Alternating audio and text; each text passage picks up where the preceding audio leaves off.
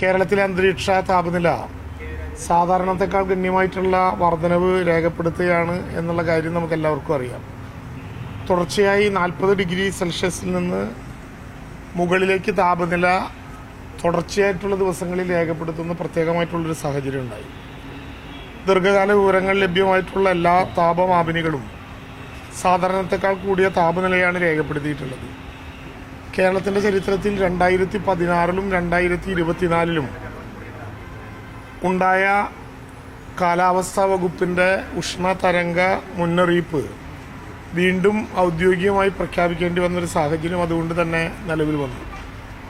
3 ജില്ലകൾക്കാണ് പ്രധാനമായിട്ടും ഈ മുന്നറിയിപ്പ് വന്നതെങ്കിലും കേരളത്തിൻ്റെ പ്രത്യേകമായിട്ടുള്ള അത്യുഷ്ണവും ഉഷ്ണതരംഗവും കണക്കിലെടുത്തുകൊണ്ട് എല്ലാ ജില്ലകൾക്കും ഉഷ്ണതരംഗ മുന്നറിയിപ്പ് നൽകുകയാണ് ഉണ്ടായത്.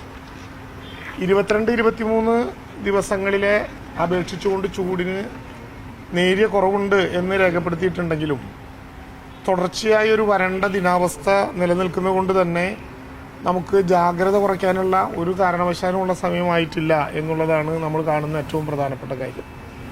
തീരദേശ സംസ്ഥാനമായതുകൊണ്ട് തന്നെ അന്തരീക്ഷത്തിലെ ഈർപ്പം കൂടുതലായിരിക്കുകയും ഹ്യൂമിഡിറ്റി വല്ലാത്ത വിധത്തിൽ നമുക്ക് അനുഭവഭേദ്യമാവുകയും ചെയ്യുന്ന ഒരു സ്ഥിതിവിശേഷമുണ്ട്. അതുകൊണ്ട് നമുക്ക് അനുഭവഭേദ്യമാകുന്ന ചൂട് താപസൂചിക റിപ്പോർട്ട് ചെയ്യപ്പെടുന്ന താപനിലയേക്കാൾ വല്ലാതെ ഉയർന്ന് ശരീരത്തിൽ അനുഭവപ്പെടുന്ന ഒരു സ്ഥിതിവിശേഷമുണ്ട് എന്നാണ് ആരോഗ്യ മേഖലയിൽ പ്രവർത്തിച്ചുകൊണ്ടിരിക്കുന്ന പ്രമുഖരെല്ലാവരും പറയുന്നത്. അത് നമ്മൾ ബോധ്യപ്പെടുകയും ചെയ്യുകയാണ്. താപനില ഉയർന്നു തന്നെ നിൽക്കുകയും നമ്മുടെ നഗര സ്വഭാവമുള്ള അർബൻ ഹീറ്റ് ഐലൻഡ് എഫക്റ്റ് നമുക്ക് ഉണ്ടാവുകയും ചെയ്യുന്ന ഒരു ഘട്ടത്തിൽ വ്യക്തിപരമായ മനുഷ്യന് വലിയ അസ്വസ്ഥത, ഉറക്കത്തെ തന്നെ ബാധിക്കുന്ന സാഹചര്യങ്ങൾ, ശാരീരികമായി ഉള്ള പ്രതീക്ഷ പോലെ തന്നെ പ്രശ്നങ്ങൾ പോലെ തന്നെ മാനസികമായിട്ടുള്ള അസ്വസ്ഥതകളും ഉണ്ടായി ഒരു ഹീറ്റ് സ്ട്രെസ്സ് മനുഷ്യനാകെ വരുന്നൊരു സാഹചര്യമുണ്ട് എന്നും ആരോഗ്യവകുപ്പ് പ്രത്യേകമായി പരിഗണിച്ച് പറയുന്നുണ്ട്. നമ്മുടെ പ്രതീക്ഷയനുസരിച്ച് വേനൽമഴ 2 ദിവസത്തിനുള്ളിൽ വന്നേക്കും. പക്ഷേ വേനൽമഴ വരുന്നതിൻ്റെ ഭാഗമായിട്ടുള്ള മൂടിക്കെട്ടലുകൾ ഉൾപ്പെടെ വരുന്നത് കൊണ്ട് വല്ലാത്ത സ്വഭാവത്തിലുള്ള ഹ്യൂമിഡിറ്റി വന്നു കയറുകയാണ് ചെയ്യുന്നത്. ആരോഗ്യ പ്രശ്നങ്ങളോടൊപ്പം തന്നെ ചൂട് വർദ്ധിക്കപ്പെടുന്ന സാഹചര്യത്തിൽ തീപിടുത്തം ഇപ്പോൾ നമ്മൾ കാണുന്ന ഏറ്റവും പ്രധാനപ്പെട്ട ഒരു അപകടം എന്ന നിലയിൽ പാമ്പ് കടി മൂലമുണ്ടാകുന്ന പ്രശ്നങ്ങൾ, ഇത് സംബന്ധിച്ച് അതീവ ജാഗ്രത ഉണ്ടാക്കണം എന്ന് എല്ലാ വകുപ്പുകളോടും പൊതുജനങ്ങളോടും മുന്നറിയിപ്പ് നൽകിയിട്ടുണ്ട്. ആ അതീവ ജാഗ്രതയുടെ ഭാഗമായി ധാരാളം വെള്ളം കുടിച്ചുകൊണ്ട് ശരീരത്തിന് വെള്ളം നൽകിക്കൊണ്ടും ആവശ്യമായിട്ടുള്ള ശാരീരിക വിശ്രമം എടുത്തുകൊണ്ടും നമുക്ക് പ്രതിരോധിക്കാൻ കഴിയണം എന്നുള്ളതാണ് പൊതുവായിട്ടുള്ള ഒരു പ്രശ്നം. പകൽ സമയത്ത് അനാവശ്യ യാത്രകൾ പരമാവധി ഒഴിവാക്കി ഗവൺമെൻറ്റിൻ്റെ പ്രോട്ടോകോൾ അനുസരിച്ച് പറഞ്ഞാൽ ഒരു ലോക്ക്ഡൗണിൻ്റെ മാനസികാവസ്ഥയോട് കൂടി തന്നെ തുടരാൻ കഴിയുന്നവരങ്ങനെ തുടരണം. പ്രത്യേകിച്ച് ഹൃദ്രോഗം, പ്രമേഹം, ചർമ്മരോഗങ്ങൾ, ക്യാൻസർ പോലെയുള്ള ആരോഗ്യ പ്രശ്നങ്ങളുള്ള ആളുകൾ, നമ്മുടെ പ്രിയപ്പെട്ട പൊതുസമൂഹത്തിനകത്ത് പ്രത്യേകമായ ശ്രദ്ധ ഉണ്ടാകേണ്ടതാണ്. ഗർഭിണികളും മുലയൂട്ടുന്ന അമ്മമാരും കുട്ടികളും ആൽബനിസം പോലെയുള്ള രോഗങ്ങൾക്ക് പ്രത്യേകമായിട്ടുള്ള അവസ്ഥയുള്ളവരും പകൽ സമയം സർക്കാരിൻ്റെ പ്രോട്ടോകോൾ അനുസരിച്ച് പറഞ്ഞാൽ ഒരു സെൽഫ് ലോക്ക്ഡൗണിന് വിധേയമാകണം എന്ന് തന്നെയാണ് നമ്മുടെ അഭ്യർത്ഥന. വീടിനും തൊഴിലിടത്തിനും അകത്തും പുറത്തുമുള്ളവർ ധാരാളമായിട്ട് വെള്ളം കുടിക്കുകയും വായുസഞ്ചാരം ഉറപ്പാക്കി ശരീരം തണുപ്പിക്കാൻ ശ്രമിക്കുകയും ചെയ്യണം എന്നുകൂടി പറഞ്ഞിട്ടുണ്ട്.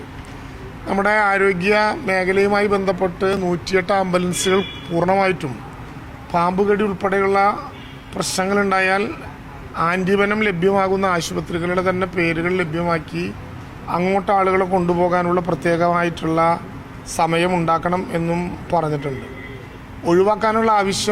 ഒഴിവാക്കാൻ കഴിയുന്ന ആവശ്യമുള്ളവരാണെങ്കിൽ തൽക്കാലം 2-3 ദിവസത്തേക്ക് കൂടി പുറത്തേക്കുള്ള അനാവശ്യമായിട്ടുള്ള യാത്രകൾ ഒന്ന് ഒഴിവാക്കണം. ഒരു 3-4 ദിവസങ്ങൾ കഴിഞ്ഞ് ക്രമീകരിക്കാൻ കഴിയുന്ന കാര്യങ്ങളുണ്ടെങ്കിൽ അങ്ങനെ ക്രമീകരിക്കണം.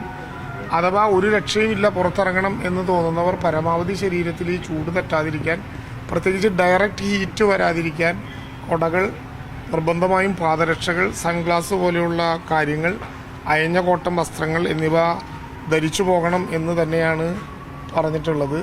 മുഖ്യമന്ത്രിയുടെ യോഗത്തിൽ ഇന്ന് ചേർന്ന എല്ലാ വകുപ്പുകളെയും മന്ത്രിമാരെയും പങ്കെടുത്തിട്ടുള്ള യോഗം ദുരന്ത ലഘൂകരണ പ്രവർത്തനങ്ങൾക്ക് രൂപം നൽകിയിട്ടുണ്ട്.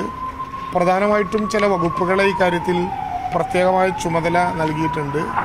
തദ്ദേശ സ്വയംഭരണ സ്ഥാപനങ്ങൾ അക്കാര്യത്തിൽ പ്രധാനപ്പെട്ടൊരു പങ്ക് വഹിക്കുന്നുണ്ട്.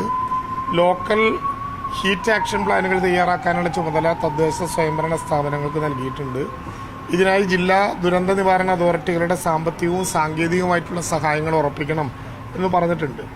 മാർച്ച് മാസത്തിൽ തന്നെ മുഖ്യമന്ത്രിയുടെ നേതൃത്വത്തിൽ ചേർന്ന യോഗത്തിൻ്റെ തീരുമാനത്തിൻ്റെ ഭാഗമായി എല്ലാ ജില്ലകൾക്കും 1 കോടി രൂപ അഡ്വാൻസായി ജില്ലാ ഭരണകൂടത്തിന് നൽകിയിട്ടുണ്ട്. അടിയന്തരമായി സഹായിക്കേണ്ട തദ്ദേശ സ്വയംഭരണ സ്ഥാപനങ്ങളെയും ഈ അർത്ഥത്തിൽ സഹായിക്കണം.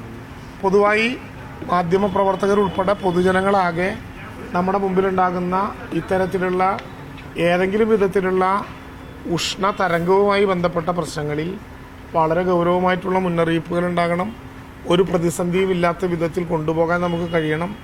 നമ്മുടെ പൊതുപ്രദേശങ്ങൾ, പ്രത്യേകിച്ച് മാർക്കറ്റുകൾ, ആരോഗ്യ കേന്ദ്രങ്ങൾ, ട്രാഫിക് സിഗ്നലുകൾ തുടങ്ങിയിട്ടുള്ള സ്ഥലങ്ങളിൽ നിർബന്ധമായിട്ടും താൽക്കാലിക പന്തലുകൾ, തണ്ണീർ പന്തലുകൾ വെക്കണം. പൊതുകേന്ദ്രങ്ങളിലെല്ലാം ആളുകൾക്ക് സുഖകരമായി ഇരിക്കാനും വെള്ളം കുടിക്കാനുമുള്ള സൗകര്യങ്ങൾ ഉൾപ്പെടെയുള്ള എല്ലാ നടപടിക്രമങ്ങളും ചെയ്യേണ്ടതുണ്ട്.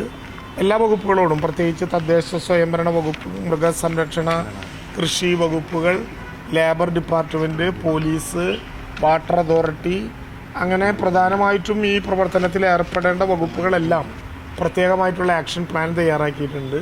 തൊഴിലിടങ്ങളിൽ ആളുകൾക്ക് ആവശ്യമായ വിശ്രമം നൽകണം.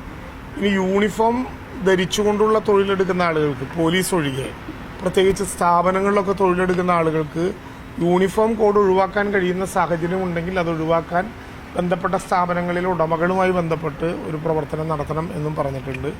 പൂരവുമായി ബന്ധപ്പെട്ട പ്രത്യേക നിർദ്ദേശം, തൃശ്ശൂർ പൂരവുമായി ബന്ധപ്പെട്ട് പ്രത്യേകമായിട്ടുള്ള നിർദ്ദേശം നേരത്തെ തന്നെ നൽകിയിട്ടുണ്ട്. അതിലേറ്റവും പ്രധാനം ആനകളുടെ ചൂട് എടുക്കാതിരിക്കാനുള്ള നടപടികൾ എടുക്കുക എന്നുള്ളതാണ്. സംഘാടകരുമായിട്ട് ആ കാര്യം പ്രത്യേകമായിട്ട് ചർച്ച ചെയ്തിട്ടുണ്ട്. ആന ഇടഞ്ഞു പോകാതിരിക്കാൻ നമുക്ക് നല്ല ചാക്ക്, ചവിട്ടി പോലെയുള്ള സാധനങ്ങളിട്ട് എപ്പോഴും വെള്ളം കൊടുത്ത് തണുപ്പിക്കാവുന്ന അവസ്ഥ ഉണ്ടാകണം എന്ന് നിർബന്ധമായിട്ടും പറഞ്ഞിട്ടുണ്ട്.